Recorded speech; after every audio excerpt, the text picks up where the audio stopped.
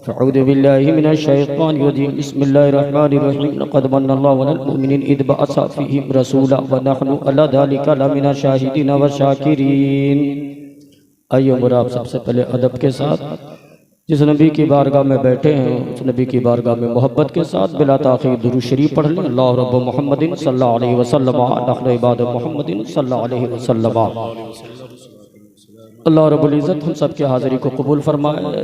Member नूर पर मोहतरम बिशान उलमाए कराम तशरीफ़ फरमाए। हज़रत अल्लामा हबीब साहब क़िबला, हज़रत अल्लामा करीमुद्दीन साहब क़िबला, हज़रत अल्लामा मुजीब साहब क़िबला, हज़रत अल्लामा मुफ्ती ज़ाहर साहब क़िबला, हज़रत मौलाना सद्दाम साहब क़िबला। और इंशाअल्लाह मेरे बाद आप खूबसूरत शायरी समाअत करेंगे। मैं आपका ज़्यादा वक्त नहीं लूँगा, इसलिए मैं बराए मेहरबानी चाय पिलाने वालों से भी गुजारिश करूँगा कि बाबू 25 मिनट मुझे बर्दाश्त करो जी। आप अफरा तफरी का माहौल बनाएंगे, आप ये सोचेंगे कि मैं आपके मिजाज के मुताबिक गुफ्तगू करूँ, आपके हिसाब से मैं चलूँ, ऐसा नहीं होगा मेरे प्यारे। मेरे हिसाब से आपको चलना होगा। बात क्लियर सी है। आप कल हमें बुलाए ना बुलाए इसकी परवाह मैं नहीं करता। मेरा रिस्क का मालिक मेरा खुदा है, आप नहीं है। आपने अगर जलसा सजाया है तो ईमानदारी के साथ 20 से 25 मिनट आप बैठे। 20 से 25 मिनट सिर्फ मेरी गुफ्तगू होगी इंशाअल्लाह, फिर मैं अपनी जगह लूँगा। उसके बाद आप हजरात दिगर शोरा हज़रत साजी साहब क़िबला हैं, हज़रत अलक़मा शिबली साहब क़िबला हैं, खूबसूरत शायरी का मुज़ाहरा पेश करेंगे। तो बराए मेहरबानी ये बीच में आने जाने वाला मामला भी बंद कीजिए। जिसको भी उठना होगा उलमाए कराम से इजाज़त लेके उठेंगे। जिगर मुरादाबादी ने बहुत पहले कहा था, ये इश्क नहीं आसान बस इतना समझ लीजिए, ये इश्क नहीं आसान बस इतना समझ लीजिए, एक आग का दरिया है और डूब के जाना है, एक आग का दरिया है और डूब कर जाना है। हज़रत साजिद इकबाल साहब क़िबला, बड़ी खूबसूरत शायरी होती है इनके, बस आप ईमानदारी के साथ बैठे रहें। इसलिए मैंने कहा अफरा तफरी के माहौल को ख़त्म करें। आज हमारे जलसों का यह अलमिया हो चुका है कि हम ये समझते हैं कि जितने देर बैठे बस मनोरंजन करें, मस्ती करें और उसके बाद निकल जाएं। जलसे का मकसद हल हो गया, हमने यही समझा है। जबकि याद रखें इस मकसद के तहत आप हजरात ने या कोई भी जलसा हो वो अपनी मेहनत और अपनी कमाई का एक हिस्सा जलसा में मनोरंजन करने के लिए या एंटरटेनमेंट करने के लिए नहीं लगाता है। वो इसलिए लगाता है ताकि यहाँ से जब आपका बेटा उठे तो बरसों का शराबी हो तो शराब से तौबा कर ले, आपका बेटा उठे तो अगर बेनमाजी हो तो नमाज पढ़ना सीख जाए। जलसे करने का मकसद ये होता है कि अगर आपका बेटा जुआ खेलता हो तो जुए से वो तौबा कर ले, अगर आपका बेटा बदकारी करता हो तो बदकारी से गुनाहों से तौबा कर ले। मकसद ये होता है जलसे का। और अगर जलसे का मकसद सिर्फ इन मनोरंजन करना हो, एंटरटेनमेंट करना हो तो फिर यहाँ आने की ज़रूरत नहीं है। चाय के होटल में भी बैठकर आप मनोरंजन कर सकते हैं, किसी पान दुकान में बैठ करके भी आप मनोरंजन कर सकते हैं, कहीं और बैठ करके भी आप मसखरा और कहकहे लगा सकते हो। इसलिए नबी की महफिल है, हर बात बर्दाश्त की जाएगी। जान मांगोगे दूंगा, गाली दोगे बर्दाश्त करूंगा। मुस्तफ़ा की महफिल में बैठकर हुल्लड़बाजी अगर जवान करेगा तो ये कतई बर्दाश्त नहीं किया जाएगा। इसलिए ये मुस्तफ़ा की महफिल है, ईमानदारी के साथ बैठे। ये सबसे बड़ी बात है कि अल्लाह रब्बुल इज़्ज़त ने सबसे अच्छे लोगों को सबसे अच्छी महफिल में बैठने के लिए चुना है। ये मुस्तफ़ा की महफिल है, मुस्तफ़ा की महफिल में बैठता वही है जो सबसे अच्छा होता है। कहाँ पर हम बैठे हैं जरा गौर करना। उस नबी की महफिल में बैठे हैं जिस नबी के जब चेहरे मुबारक की बात आई तो कुरान ने वद्दुहा कहा है। उस मुस्तफ़ा की बारगाह में बैठे हैं जब मुस्तफ़ा की जुल्फ़े मुबारक की बात आई तो कुरान ने वल्लैल से ताबीर किया है। उस नबी की बारगाह में बैठे हैं जब मुस्तफ़ा के सीने मुबारक की बात आई तो कुरान ने अलम नशरह लका सदरक से खिताब किया है। उस मुस्तफ़ा की बारगाह में हम और आप बैठे हैं जब मुस्तफ़ा के सफर की बात आई तो कुरान ने सुभानल्लज़ी असरा मिनल मस्जिदिल हराम इलल मस्जिदिल अक़सा से खिताब किया है। उस मुस्तफ़ा की बारगाह में बैठे हैं जिस नबी की हकीकत की बात आई तो कुरान ने क़द जाअकुम मिनल्लाहि नूरुन व खिताबुम मुबीन से खिताब किया है। उस नबी की बारगाह में हम बैठे हैं जिस नबी की ज़बान की बात आई तो कुरान ने वमा यंतिक़ु अनिल हवा से खिताब किया है। जब मुस्तफ़ा की निगाह मुबारक की बात आई तो कुरान ने मा ज़ाग़ल बसर वमा तग़ा से खिताब किया है। और जब इन तमाम आयतें मुबारका को तफसीर के हवाले से बरेली के ताजदार ने पढ़ा है और जब कलम उठाया है तो यही लिखा है, या रसूल अल्लाह सरवर कहूँ के मालिक व मौला कहूँ तुझे, बाग़े खलील का गुले ज़ेबा कहूँ तुझे, तेरे तो वस्फ़ ऐबे तनाही से है बरी, हैरान हूँ मेरे शाह क्या क्या कहूँ तुझे, लेकिन रज़ा ने ख़त्मे सुखन इस पे कर दिया खालिक का बंदा खल्क का आका कहूँ तुझे, खालिक का बंदा खल्क का आका कहूँ तुझे। उस मुस्तफ़ा की बारगाह में हम और आप बैठे हैं, इसलिए अदब के साथ बैठे। आप मुस्तफ़ा के गुलाम हैं, आप मुसलमान हैं। रब का ये एहसान है कि खुदा ने आपको इस्लाम घराने में पैदा किया है। हम अपनी हैसियत नहीं समझते हैं, हमारा वक़ार क्या है ये हमें नहीं मालूम है। मगर जरा सोच है मुसलमान, खुदा तुझे दुनिया में जानवर बनाकर पैदा करता, तू क्या कर लेता? खुदा तुझे हैवान बनाकर भेज देता, तू क्या कर लेता? खुदा तुझे पहाड़ बनाकर पैदा करता, तू क्या करता? खुदा तुझे बंदर बनाकर दुनिया में भेजता, तू क्या कर लेता? खुदा तुझे जंगली जानवर पैदा कर सकता था, तू क्या करता? चूंकि वो मालिक के कुल है, वो खालिक के कुल है, सारी कायनात का मालिक है, वो जो चाहे सब कर सकता है। मगर एहसान है खुदा का, खुदा ने हमें जानवर नहीं पैदा किया, खुदा ने हमें हैवान नहीं बनाया, खुदा ने हमें पहाड़ बनाकर नहीं भेजा, खुदा ने हमें पत्थर बनाकर नहीं भेजा, खुदा ने हमें दरख्त नहीं बनाया है। अगर खुदा ने हमें बनाया है तो 18,000 मखलूकात में सबसे बेहतर, सबसे सुंदर, सबसे आउटस्टैंडिंग, सबसे जबरदस्त, सबसे ब्यूटीफुल, सबसे आला, सबसे अशरफ, जिसे इंसान कहते हैं, खुदा कहता है लक़द खलक़ल इंसान फ़ी अहसनि तक़वीम। हमारी सबसे सुंदर कारीगरी है वो इंसान है। सुभान अल्लाह, वाह वाह वाह। तो खुदा ने तुझे इंसान पैदा किया है, और इंसानों में कैसा इंसान? इंसानों में भी मुसलमान बनाया है। तो मुसलमानों का कौल व फ़िल कैसा होना चाहिए, मुसलमान कैसा होना चाहिए, ये तो हमें मालूम होना चाहिए था। काश हमारा दिल मुसलमान बन जाता, काश हमारी आंखें मुसलमान हो जाती, काश हमारा दिमाग मुसलमान हो जाता, काश हमारी ज़बान मुसलमान हो जाती। तू अपनी हैसियत पहचान ना सका कि तू किसका गुलाम है। मुस्तफ़ा का वक़ार क्या है ये तुझे नहीं मालूम है, मुस्तफ़ा क्या है ये तुझे पता नहीं है, मदीने वाले आका क्या है उनका स्टेटस आपको मालूम नहीं है। मगर आप पन्ना चाचा लिखता है 1719 ईस्वी में लॉ मार्टिन मुस्तफ़ा के बारे में लिखता है, no one has ever been born like peace be upon him Mohammad.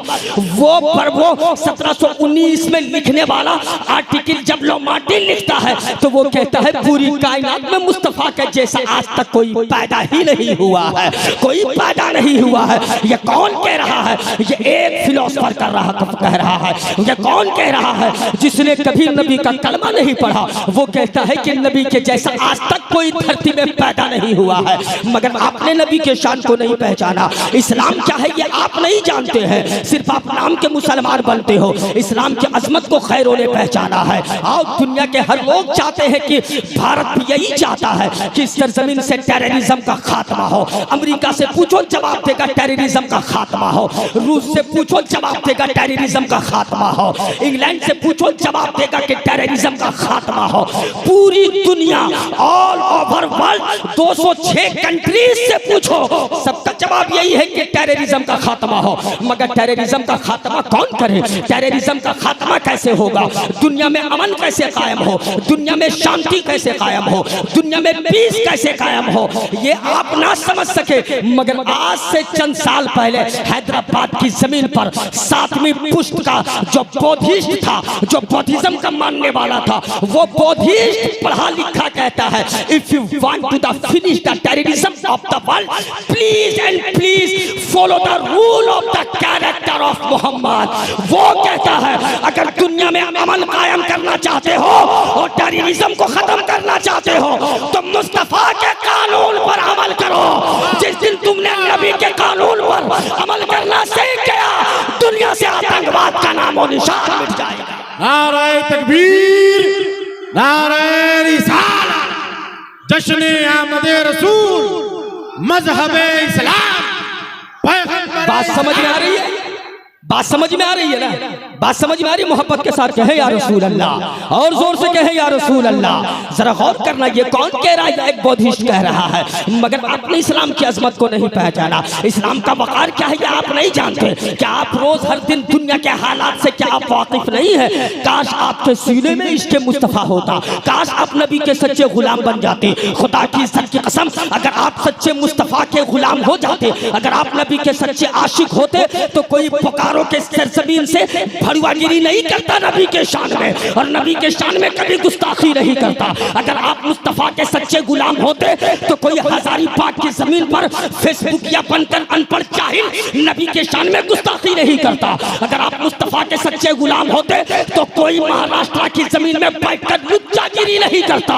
Mustafa की शान क्या है उस लुच्चे को क्या पता है, नबी की अजमत क्या है उस जाहिल को क्या पता है, मुस्तफ़ा क्या है कि वो उस घमंडी को क्या पता है, नबी का स्टेटस क्या है उस अनपढ़ को क्या पता है, मुस्तफ़ा क्या है अगर ये समझना है तो अल्लामा शाइख फ़ादी शिराज़ी से पूछो।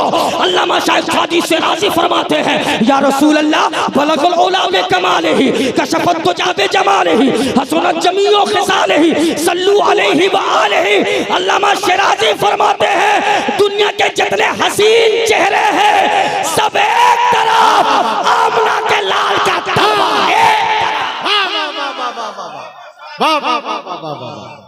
सुभान अल्लाह।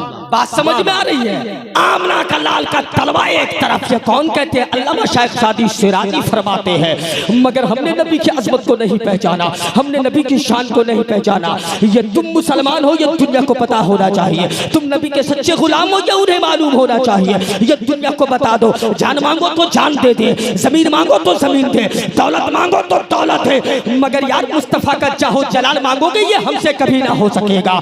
इज्जत मांगोगे दे देंगे, जमीन मांगोगे दे देंगे, दौलत मांगोगे दे देंगे, जमीन मांगोगे लुटा देंगे, औलाद की कुर्बानी मांगोगे दे देंगे, हमारी जान मांगोगे दे देंगे, सर काटोगे बर्दाश्त कर लेंगे, मगर नबी के इश्क पर और नामूसे रिसालत के नाम पर न समझौता कल हुआ था, न आज होगा, न सुबह क़यामत तक होगा। अल्लाह अकबर। वाह वाह वाह वाह।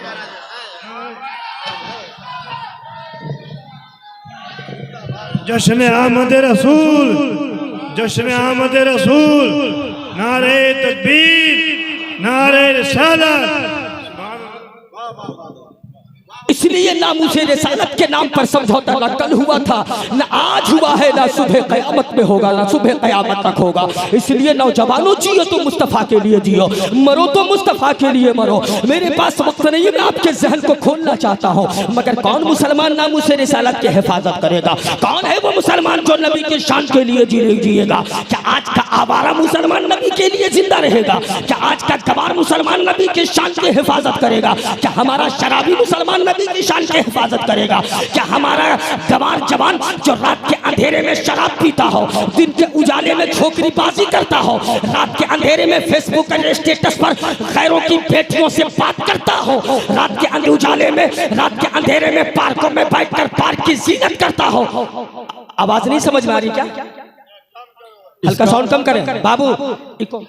इसका माइक का इसका इको कम कीजिए, इसको इको कम करो, हल्का बेस देकर, और साउंड खोलो, साउंड कम करना। मोहब्बत के साथ कहें या रसूल अल्लाह, और जोर से कहें या रसूल अल्लाह, पूरा मजमा यहां तक बोले या रसूल अल्लाह। जरा गौर करना मेरे प्यारे, कौन मुसलमान हिफाजत करेगा? आज हमारा मुसलमान जुआ खेलता है, वो सोचता है कि किसी तरह से हमें सुकून मिल जाए। आज का मुसलमान शराब पीता है, भांग और चरस और अफीम और गांजे का नशा करता है, बेहुदा कहता है कि हम मुसलमान हैं। क्या मुसलमान का किरदार यही था? इस्लाम वालों का किरदार यही था? हाथ में कड़ा पहनकर, गले में जाहिलों की तरह सिकरी पहनकर, बर्थडे केक, बच्चों का बर्थडे घर में केक काट कर ईसाइयों की तहजीब पे चलने वाला जवान कहता है कि हम इस्लाम के मानने वाले हैं। कहते हो कि मौलाना क्या करें, नया दौर है, मॉडर्न दौर है, ये तो हमें करना होगा। मैं पूछना चाहता हूँ किस मॉडर्न दौर की बात कर रहे हो? फिजिक्स पढ़ लिए तो तुम मॉडर्न हो गए हो, केमिस्ट्री पढ़ लिए तो तुम मॉडर्न हो गए हो,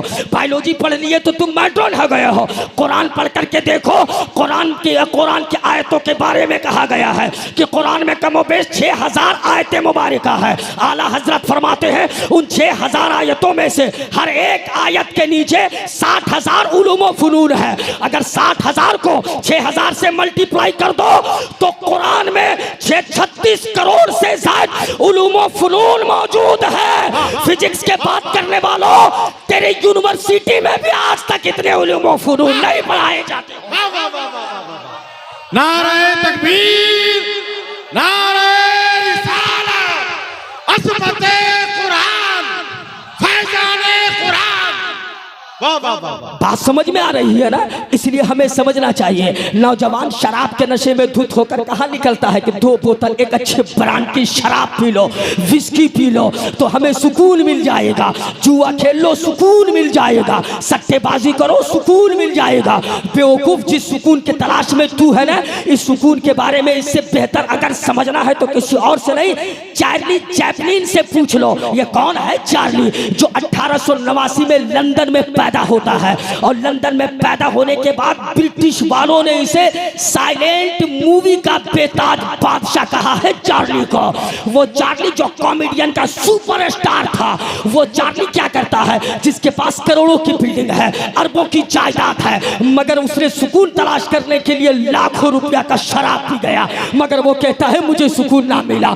मेरे पास करोड़ों की बिल्डिंग है, मगर चार्ली कहता है फिर भी मुझे सुकून ना मिला। वो चार्ली कहता है I want to the walk during of the rain I have peace. वो कहता है कि जब बारिश हो तो बारिश में मैं टहलना चाहता हूँ और उस बारिश के कतरे को देख देख करके मैं जी भर के आंसू बहाना चाहता हूँ, जी भर के रोना चाहता हूँ। चार्ली तू रोना क्यों चाहता है? वो चार्ली चैपलिन कहता है मैं रोना इसलिए चाहता हूँ ताकि मेरे दिल को शांति मिले, ताकि मुझे सुकून मिले। शराब पीने वाला जवान सुन, इंजेक्शन लगाने वाला जवान सुन, छोकरीबाजी करने वाला जवान सुन, दूसरी की बेटियों के सरों से दुपट्टे उतारने वाला बेहुदा जवान सुन, खुद को जवान समझते हो। आज जरा गौर कर चार्ली चैपलिन क्या कहता है। कहता है मैं किसी डॉक्टर के पास गया और डॉक्टर से कहा डॉक्टर मेरे दिल की दर्द का इलाज कर दो, मुझे दवा दे दो, मुझे सुकून चाहिए। डॉक्टर ने कहा सुन, अगर सुकून चाहिए तो चार्ली का कॉमेडी शो क्यों नहीं देखते हो? वो उठकर खड़ा हुआ, कहा डॉक्टर मैं ही तो चार्ली चैपलिन हूँ। डॉक्टर हैरत से खड़ा हो गया, इतना बड़ा अदाकार, इतना बड़ा सुपरस्टार, इतना बड़ा कॉमेडियन, इतना बड़ा फिल्म डायरेक्टर मेरे पास आया है। जरा ये बता, शराब वो पिया सुकून ना मिला, दौलत उसके पास है सुकून ना मिला, बिल्डिंगें उसके पास थी सुकून ना मिला, करोड़ों रुपये जुए में बहा दिया सुकून ना मिला। सुकून चाहते हो तो सुकून कहाँ मिलेगा? आओ इस्लाम से पूछते हैं। ए आज के जवानों, अगर सुकून चाहिए तो सुकून तुझे शराब की बोतलों में नहीं, सुकून तुझे खुदा के सजदे में मिला करेगा। सुकून कुरान की तिलावत में है, सुकून मुस्तफा की मोहब्बत में है, सुकून नबी की बारगाह में दुरूद पढ़ने में है, सुकून 5 वक्त नमाज पढ़ने में है। जिंदाबाद, अल्लाह अकबर, या रसूल अल्लाह। बात समझ में आ रही है ना? बात समझ में आ रही है, मगर हमारा जवान तो समझता है नहीं कि हम तो मॉडर्न हो चुके हैं। मॉडर्न के नाम पर वो जीरो है, जीरो, उसे कुछ नहीं आता है, वो जाहिल द ग्रेट है। वो खुद को समझता है हम सबसे तरक्की है आता है, हम सबसे बेहतर हो चुके हैं, मगर उसे कुछ भी नहीं मालूम है, ना दीन मालूम है, ना दुनिया का पता है, ना उसे फिजिक्स का चैप्टर आता है, ना केमिस्ट्री उसे पता है, ना साइंस का चैप्टर आता है, ना मैथ के फॉर्मूले उसे आता है, ना उसे मैथ का फार्मूला पता है, ना बॉटनी पता है, ना ज्योग्राफिया पता है, ना हिस्ट्री पता है, ना कुरान का इल्म है उसके पास, ना हदीस मुस्तफा का पता है। वरना अगर तुझे दीन और दुनिया का अगर दोनों का इल्म होता तो दुनिया में आज तू हुकूमत बनकर के जिंदगी गुजारता, आज तेरे कदमों के नीचे दुनिया होती। मगर तूने ये समझने की कोशिश नहीं की कि आज हम जाहिल क्यों हैं, आज हमारे साथ जुल्म और तशद्दुद के पहाड़ क्यों ढाए जा रहे हैं। आज का जवान ये समझता है कि हम 14 फरवरी के नाम पर हैप्पी वैलेंटाइन डे दूसरे की बेटी और दूसरे के बहन के हाथ में गुलाब देकर मना ले। जवान कहता है कि मैं मुसलमान हूँ। जाहिल द ग्रेट, क्या इसका नाम इस्लाम है? गैरों की बेटी को बाइक में बिठाकर पूरे रामगढ़ में घुमाओ, तुम इसका नाम इस्लाम देते हो? क्या इस्लाम ने यही पैगाम दिया है? क्या तुम भूल गए मुस्तफा की बारगाह में जब गैर की भी बेटियां आया करती थी तो नबी अपने मुजम्मिल वाली चादर को उसके सर पर रखा करते थे। मुस्तफा ने तो ये पैगाम दिया है, तुमने क्या किया? आज दूसरे की बहन बेटियों के हाथ में गुलाब देने वाला जवान सुन, आज तू किसी और की बहन के हाथ में गुलाब दे रहा है। एक वो जमाना आएगा जब कल कोई तेरी बेटी के हाथ में गुलाब देगा, क्योंकि ये कर्ज है कर्ज, और कर्ज इसी तरह से उतरता है। इसलिए अपने आदत व अतबार बदल लो, अपनी फितरत बदल लो, नशे के आलम में धुत रहो, नशे के आलम से बाज आ जाओ, बल्कि मस्जिदों को आबाद करो, कुरान की तिलावत करो, इल्म की तरफ आओ। दुनिया में जितनी तरक्कियां हुई है, जर्मन से पूछो तू तरक्की क्यों किया, जर्मन बोलेगा इल्म की बुनियाद पर। अमेरिका से पूछो ये टेक्नोलॉजी तेरी हाई फाई तेरी क्यों है, जवाब देगा इल्म के बुनियाद पर। चाइना से पूछो तू इतना डेवलपमेंट कैसे हुआ, जवाब देगा इल्म की बुनियाद पर। रूस से पूछो जो एक जमाने में सुपर पावर था, रूस कहेगा इल्म के बुनियाद पर। दुनिया आज कह रही है तरक्की चाहते हो तो इल्म हासिल करो। आज से 1500 साल पहले मदीने वाले मुस्तफा ने यही कहा था, अल इल्मु नूरुन, अल इल्मु ज़ुवुन, education is the power, education is the light. दुनिया में हुकूमत चाहते हो तो पढ़ो। सुभान अल्लाह, अल्लाहु अकबर, या रसूल अल्लाह। बात समझ में आ रही है? बात सब खुद को पढ़ा लिखा कहते हो, हमारे बच्चे को ये भी नहीं मालूम कि संविधान कब बना, इस्लाम क्या है, संविधान क्या है। सुन बेवकूफ, the constitution of India adopted by parliament 26 नवंबर 1949, 26 नवंबर 1949 को भारत का संविधान ये प्रस्तावित हुआ, लिखा गया। 26 जनवरी 1950 को लीगली तौर पर लागू हुआ। जब भारत का संविधान बना, और इस्लाम और संविधान को पढ़ो, वो भारत का संविधान में जब बना था, तैयार हुआ था, उसमें 22 भाग थे, मगर अभी संविधान में संशोधन करके 25 पार्ट्स हैं। उस 25 पार्ट्स में से पार्ट नंबर 2 फंडामेंटल राइट्स बताता है। फंडामेंटल राइट्स क्या कहता है? राइट टू इक्वलिटी, समानता का अधिकार देता है। Right to religious freedom, right to freedom of religious, मजहब की आजादी देता है। राइट टू स्पीच की आजादी देता है, बोलने की आजादी, समानता का अधिकार देता है, समानता का अवसर देता है, मजहब की आजादी देता है। यह भारत का संविधान 26 जनवरी 1950 से कह रहा है, मगर आज से 1500 साल पहले मुस्तफा ने कहा था, ला इकराह फिद्दीन, दीन में किसी के साथ जबरदस्ती नहीं किया जाएगा।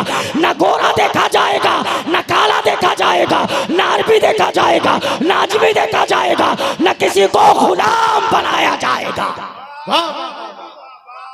तुम खुद को कहते हो कि हम तरक्की याफ्ता है। काश मुस्तफ़ा के इस फार्मूले को हम आजमा लेते। नबी ने कहा था education is the power, education is the light, इल्म ही नूर है, इल्म ही रोशनी है। मगर हम इससे दूर हो चुके हैं, हमारा जवान इससे दूर हो चुका है।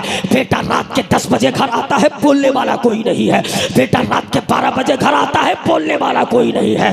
बेटा रात भर सड़क में कहाँ था, ये पूछने वाला कोई नहीं है। बेटा आवारागर्दी कहाँ कर रहा है, ये बोलने वाला कोई नहीं है। कौन बाप पूछेगा? आखिर सवाल कौन करेगा? आज के जवान से जरा पूछो, आज के मुआशरे से पूछो, सवाल कौन करेगा? मैं कहता हूँ सवाल वही बाप करेगा जो अपने बिजनेस बंद करने के बाद, अपने कारोबार बंद करने के बाद सीधा घर पहुंचकर, अगर ऐशा का वक्त खत्म हो रहा हो या मस्जिद में जमात खत्म हो गई हो, तो घर में मुसल्ला बिछाकर बाप ऐशा की नमाज पढ़ता हो, और अपने बेटे और बेटियों के साथ दस्तरखान बिछाकर बाप साथ में खाना खाता हो, वही बाप सवाल करेगा, वही बाप पूछ सकता है। मगर जो बाप खुद रोड में 11 बजे तक कैरम बोर्ड खेलता हो, जो बाप खुद रात के 12 बजे चर्सियों के साथ घूमता हो, जो बाप रात के 12 बजे तक खुद सड़कों को आबाद करता हो, जो रात के 12 बजे तक जो बाप खुद शराब के अड्डे को आबाद करता हो, वो भला अपने बेटों से क्या सवाल करेगा? वो अपनी बेटी से क्या सवाल करेगा? नतीजा क्या निकलता है? नतीजा यही निकलता है कि बेटा मेरा आवारा हो गया, फिर हम रोना रोते हैं, बेटी मेरी आवारा हो गई है, फिर हम रोना रोते हैं। और जब बेटियों के जुल्म होता है, जब बेटियों के ऊपर नुकसान होता है, तो ये जाहिल लड़की फिर उसको फेसबुक में आकर के वायरल करती है कि 2 साल तक हम लिविंग इन रिलेशनशिप में थे, लड़के ने हमें धोखा दिया, हमें फरेब किया है, मेरे साथ मक्कारी की है, उसके खिलाफ FIR किया जाता है, उसके खिलाफ कार्रवाई की जाती है। मैं उस जाहिल लड़की से पूछना चाहता हूँ, एक जाहिल नादान, तू बता, तेरे साथ बातचीत करने पर मजबूर किसने किया था? 2 दिन क्या बात हुई? 2 रोज पहले मोबाइल में बात करती हो, तीसरे दिन लड़के से मिलने के लिए रेस्टोरेंट पे पहुंच जाती हो, चंद तस्वीरें शेयर तू करती है, फिर मिलने जुलने के नाम पर, अंडरस्टैंडिंग ट्रेंडिंग के नाम पर तुम होटल में बिस्तर भी शेयर कर लेती हो, अपने जिस्म का भी सौदा कर लेती हो। नतीजा क्या निकलता है? नतीजा ये निकलता है 6 महीने या साल भर के बाद जब लड़का तुझसे दूरी बनाता है तब तुम कुत्तों की तरफ भौंकती हो कि मेरे जिस्म के साथ खिलवाड़ हुआ है, मेरे साथ शोषण हुआ है, मेरे साथ ये किया गया है। ए बेवकूफ सुन, क्या लड़के ने जबरदस्ती तेरे घर घुस करके तुझसे एक नंबर मांगा था? क्या तेरे घर में घुस करके लड़के ने जबरदस्ती तेरी तस्वीर खींची थी? क्या जबरदस्ती बंदूक के नोक पर लड़का तुझे रेस्टोरेंट ले गया था? क्या जबरदस्ती तुझे गले में चाकू लगाकर लड़का तुझे लेकर के गया था होटल? जवाब मिलेगा नहीं तो फिर ये बवाल क्यों मचाती हो? काश तू ये सब होने से पहले सोच लेती कि तू पैदा क्यों हुई है, दुनिया में तुझे किसकी उम्मत में बना करके भेजा गया है, नबी का पैगाम क्या है। इसलिए मेरे कौम के मुसलमानों, अपनी बेटियों को पढ़ाओ। दुनिया नारा देती है बेटी बचाओ बेटी पढ़ाओ, 1500 साल पहले ये नारा मुस्तफा ने दिया था। इसलिए जब मगर मुस्तफा ने दिया है, बेटियों को कॉलेज भेजो, डॉक्टर भी बनाओ, इंजीनियर भी बनाओ, उसे जज भी बनाओ, उसे वकील भी बनाओ, सब कुछ बनाओ, मगर साथ में दीन मुस्तफा की तरबियत दो, साथ में इश्क मुस्तफा की तरबियत दो, साथ में सैयदा फातिमा का किरदार दो। खुदा की इज्जत की कसम, जिस दिन आपके बेटियों के सीने में सैयदा फातिमा का किरदार आ गया, बेटियां मर जाएगी मगर किसी गैर के साथ ईमान का सौदा करके भागना पसंद नहीं करेगा। नारे तकबीर, जरा हाथों को उठा करके नारे रिसालत, पैगाम इस्लाम, जश्न आमद रसूल कॉन्फ्रेंस। बस मेरा वक्त हो गया है, 2-4 मिनट और बर्दाश्त करें। इसलिए हमें समझना होगा, आप कभी सड़कों से बाहर निकले, रामगढ़ जैसे हाईटेक सिटी में आप रहते हैं, आपने तालीम के नाम पर क्या किया? आपके बेटे ने अभी तक कौन सा तीर मार लिया? कभी जाकर रांची हाई कोर्ट में देखो, पता करो अपनी हैसियत और स्टेटस तेरा क्या है। रांची हाई कोर्ट में जाकर पता करो कितने मुस्लिम जज हैं, तेरी हैसियत समझ में आ जाएगी। कितने मुस्लिम वकील हैं, आपके औकात क्या है ये आपको पता चल जाएगा। रामगढ़ डिस्ट्रिक्ट के अंदर जितने गांव हैं, उस गांव में जितने ब्लॉक और जितने थाने हैं, सारे थाने का जाकर के सर्वे करो कि एमडी नाम का कितना एसआई और कितने दारोगा और कितने कांस्टेबल हैं। जवाब मिलेगा 0। तेरी हैसियत और तेरी औकात का जनाजा उसी वक्त निकल जाएगा। जो कहते हो कि हम पढ़े लिखे हैं, जो कहते हो कि हम ये हैं, वो कहते हो कि हम वो जानते हैं। सुन मुसलमान, इसलिए हमें अपनी हैसियत का पता लगाना चाहिए था। बच्चियों को पढ़ाओ, बेटियों को तालीम दो, मगर तालीम देने के साथ साथ तरबियत दो, उसकी गार्डिंग करो कि आपकी बेटी पढ़ने जाती है तो किसके साथ जाती है, मेरी बेटी रात के 12 बजे तक मोबाइल में क्या करती है, फेसबुक में इसके सहेली और इसके फ्रेंड कौन है, ट्विटर पे किसको ट्वीट करती है, मैसेंजर से किससे बात करती है। मोबाइल को अपने कंट्रोल में रखा करो, मोबाइल को अपने निगरानी में रखो। देखो कि तेरी बेटी का सहेली कौन है, फिजिक्स का क्लास किसके साथ जाती है, केमिस्ट्री किसके साथ पढ़ती है, ज्योग्राफी का क्लास कौन से टीचर से लेती है, कहाँ ट्यूशन पढ़ती है, कहाँ आना जाना करती है, ये तुझे मालूम होना चाहिए। सिर्फ पैसे दे देना ये बहादुरी नहीं है। बेटी घर में 50,000 का लैपटॉप लेकर के आती है, माँ की हैसियत नहीं है कि जब पैसा हम दिए नहीं तो खरीदी कहाँ से हो। बेटी के हाथ में 20,000 का मोबाइल है, बाप को पूछने की औकात नहीं है कि ये तुझे कहाँ से मिल गया।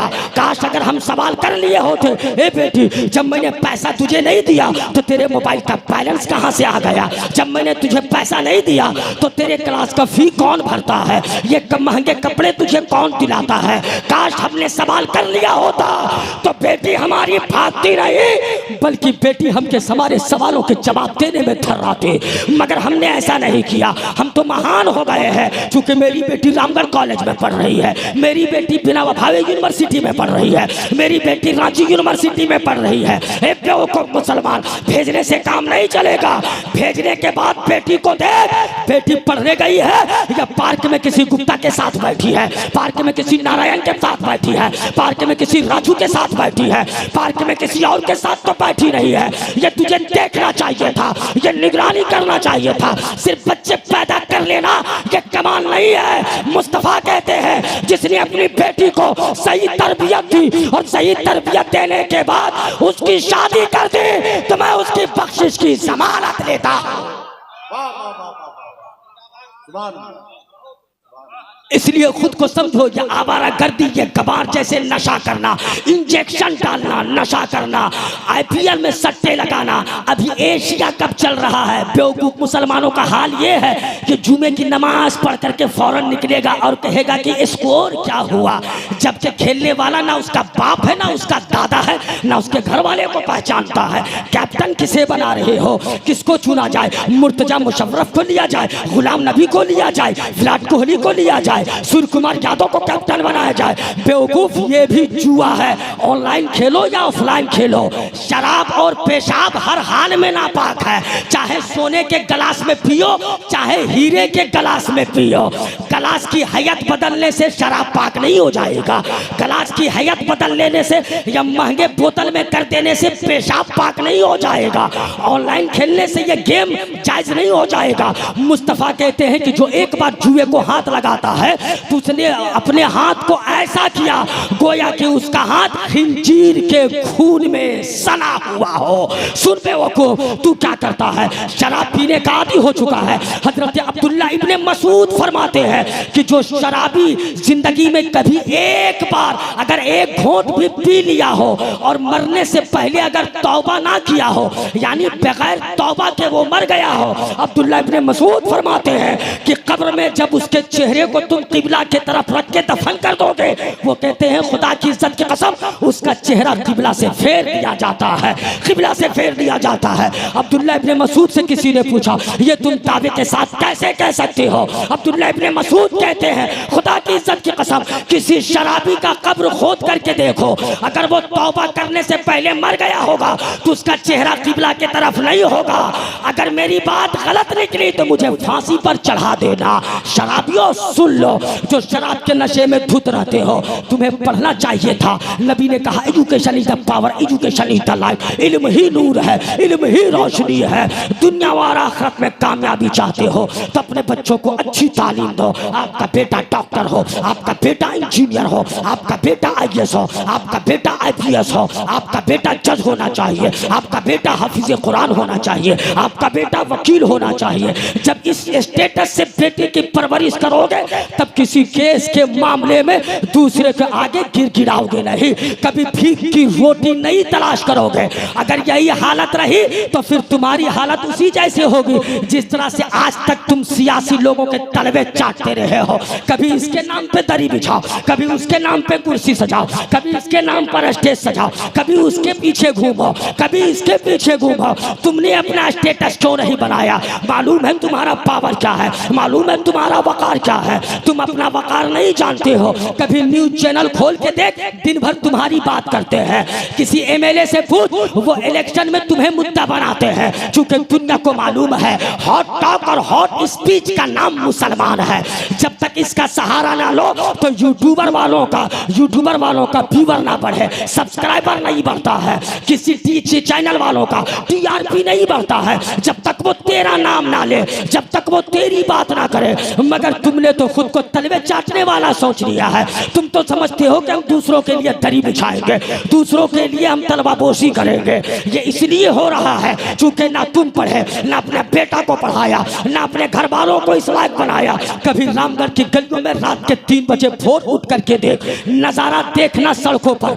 उसका बेटा 3 बजे भोर उठता है, 3 बजे भोर उठकर इसी रोड और सड़क पर 1 घंटा वो दौड़ता है, 1 घंटा वो वर्जिश करता है। जैसे ही 4 बजता है, 4 बजने के बाद वो फ्रेश होता है, फिर किताब लेकर के 2 घंटा बैठता है। 7 जैसे बजता है, ब्रश करता है, ब्रेकफास्ट लेता है, फिर कोचिंग के लिए निकल जाता है, यूनिवर्सिटी के लिए निकल जाता है। उसका बेटा 3 बजे रात से उठ करके मेहनत करता है। क्यों मालूम है? इसलिए कि उनमें से किसी को IAS बनना है, किसी को कांस्टेबल बनना है, किसी को दारोगा बनना है, किसी को पुलिस ऑफिसर बनना है, किसी को डॉक्टर बनना है, किसी को इंजीनियर बनना है। इसलिए वो 3 बजे भोर से उठ करके मेहनत करता है। आपका बेटा रात भर फेसबुक पर किसी लड़की से बात करता है, किसी के साथ चैटिंग करता है, या शराब के अड्डे में बैठता है, या शराब पीता है, रात भर चोकरी बाजी करता है, सो के उठता है 10 बजे। फिर क्या होगा? बेटा आपका पेरिस में काम करेगा, बेटा आपका पुट्टी करेगा, बेटा आपका मिस्त्री बनेगा, बेटा आपका 12 चकवा का ड्राइवर बनेगा, या कोने में जाके कोयला लोड करेगा, या साइकिल में कुत्तों की तरह कोयला लोड करके दिन भर रामगढ़ से रांची करता रहेगा। इसलिए ऐसा हो रहा है कि तुमने बचपने में बेटे को इस्लाह नहीं किया, बेटे को तरबियत नहीं दिया, बाप का हक अदा नहीं किया। काश अगर अच्छी तरबियत दे दिया होता तो बेटा आपका हाफिज़े कुरान भी होता, बेटा आपका डॉक्टर भी होता। वाह वाह वाह वाह वाह। इसलिए जवानों, वक्त की कीमत की तलवार मेरी फिक्र नजर के मुतालियाती गर्दन पर आवाज जहां 12:10 हो गए हैं। बस मैं यही कहूंगा मुसलमानों, इस्लाम को समझो, ईमान को समझो, कुरान को समझो।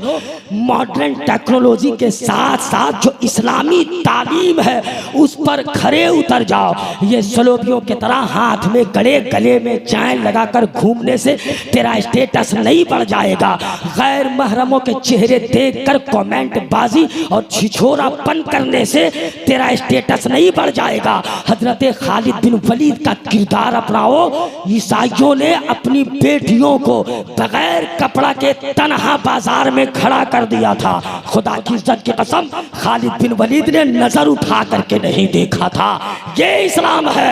लोगों ने कहा खालिद इतनी खूबसूरत हसीनाएं तेरे सामने खड़ी है, तुमने निगाह उठा करके नहीं देखा। खालिद ने कहा बेवकूफ, जिसकी आंखों में मुस्तफा का जलवा बस गया हो वो उनको देख करके क्या करेगा।